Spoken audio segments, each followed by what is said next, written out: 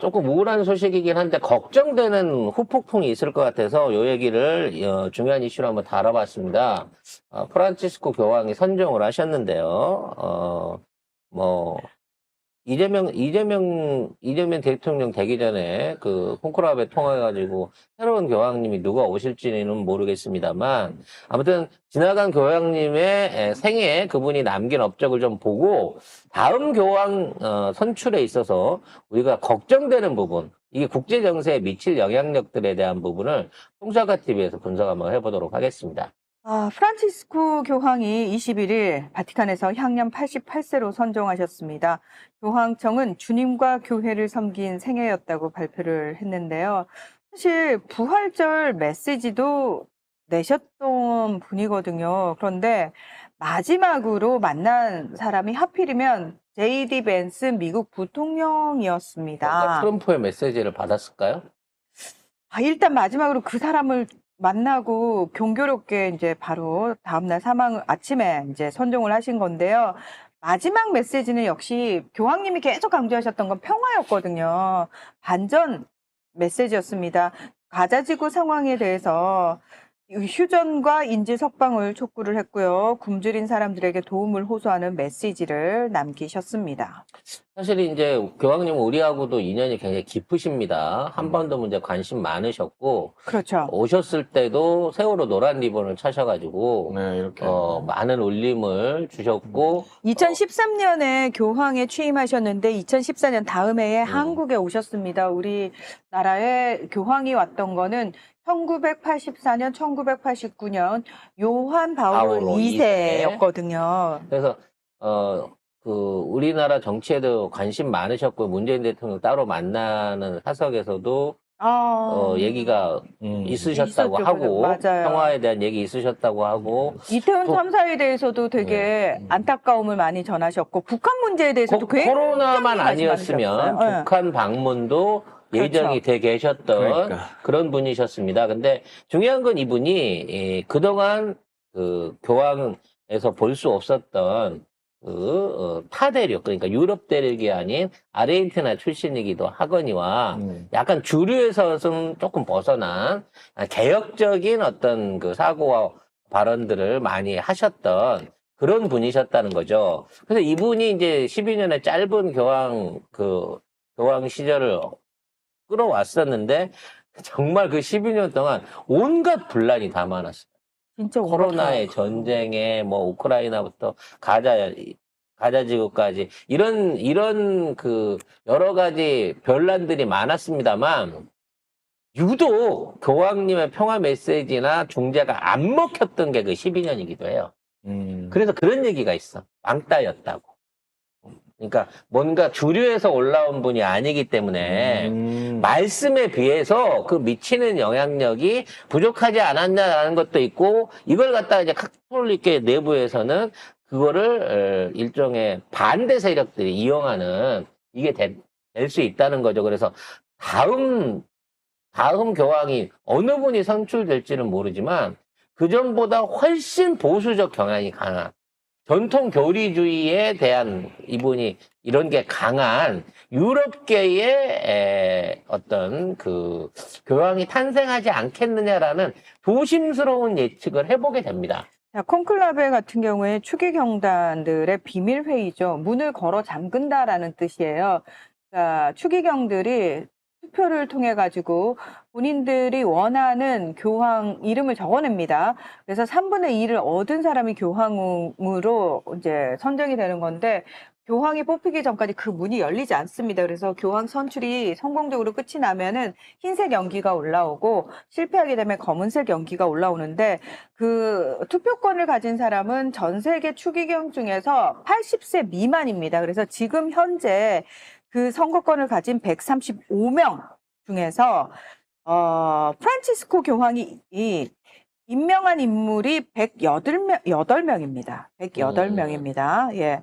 굉장히 다양한 배경의 추기경을 많이 임명한 교황님이셨어요. 아마도 제가 봤을 때는 말씀하신 것처럼 본인이 주류가 아니었기 때문에 본인 말이 권위를 가지지 못하는 거에 대비를 해가지고 사실은 추기경을 굉장히 다양한 그러니까 뭐 비유럽뿐만 아니라 굉장히 다양한 경향을 가진 추기경들을 좀 많이 일부러 임명을 하지 않으셨나 그런 생각이 들어서 이번 콘클라베는 비유럽권이 가장 많이 참여를 하는 콘클라베가 될 거다 이런 얘기가 나오고 있는데 지금 현재 이제 유력한 후보들이 나오고 있는데 만약에 이제 유럽 쪽에서 나온다 그러면은 지금 이 추기경 프란치스코 교황께서 임명하신 국무원장 이분은 그래도 좀 개혁 성향이라고 얘기를 하는데, 파롤린 추기경. 예, 파롤린 추기경이요. 예. 기사가 이렇게 나와요. 음. 개혁파가 뒤있나 밀려난 보수파가 돌아오나 이렇게 음. 해가지고 이렇게 후보가 나옵니다. 그래서 여기도 온건개혁과 진보와 보수가 되는데 저는 독일계 에르데 추기경 보수파로 분류되는 저분이 될 가능성이 있지 않을까 저는 조심스럽게 그렇게 예측을 해보고요. 만일 그렇게 된다고 치면 그동안 뭔가 이제 사실 카톨릭의 그 종교적 영향을 둘째로 하고라도 카톨릭 교회가 움직이고 있는 이 경제적 자산들이 엄청나게 많습니다. 전 세계에 다 빚을 주고 있는 게 교황님이기 때문에 제일 큰 채무자가 미국 아니겠습니까?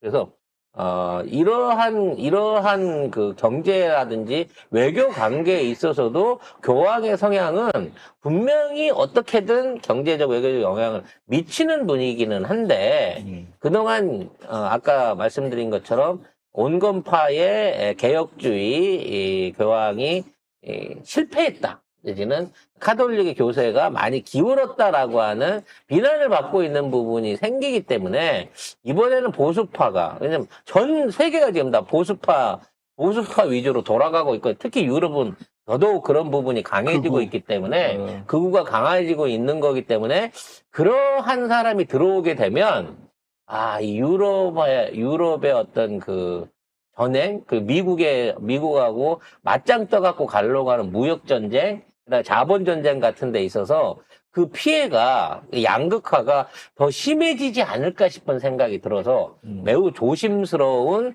걱정을 하게 됩니다. 하지만 그거는 뭐 그쪽 안에서의 일이고요. 일단 우리부터가 먼저 제대로 된 대통령, 제대로 된 정권을 만들어내야 되지 않겠습니까? 그런 면에서 카톨릭 관련한 콘클라베도 중요합니다만 이제 43일 남은 앞으로의 대선 준비도 우리가 철저히 해나가야겠다라는 생각을 해보게 됩니다.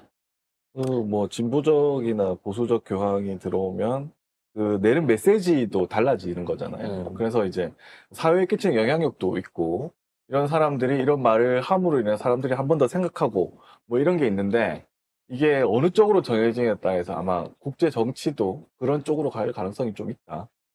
그래서 아마도 트럼프는 극우계 그러니까 보수계 추기경이 교황이 뽑히는 거를 선호하지 않을 겁니다. 왜냐하면 미국의 어떤 국가 부채 부분에 있어서도 가장 큰 영향력을 미치는 세력들이 또 교황청이기 때문에 만일 교황청이 트럼프와 각을 세우고 유럽연합과 손을 잡게 된다고 치면 미국의 무역 전쟁도 상당히 불리할 수 있는 여지들이 있다는 점도 우리가 실리적으로 종교적인 문제를 떠나서 실리적인 부분으로 지켜봐야 될 대상이 아닌가 싶습니다. 아마 이게 유럽의 주가와 미국의 주가를 출렁하게 만들 수 있는 그런 어떤 계기가 될 겁니다. 트럼프가 멜라니아 여사와 함께 장례 미사에 참석을 하겠다고 발표를 했어요. 거기서 누구랑 손을 잡는지, 첫 번째로 손을 잡는지. 뒤에서 손 잡겠죠. 그걸 보게 되면 알 수 있겠네요.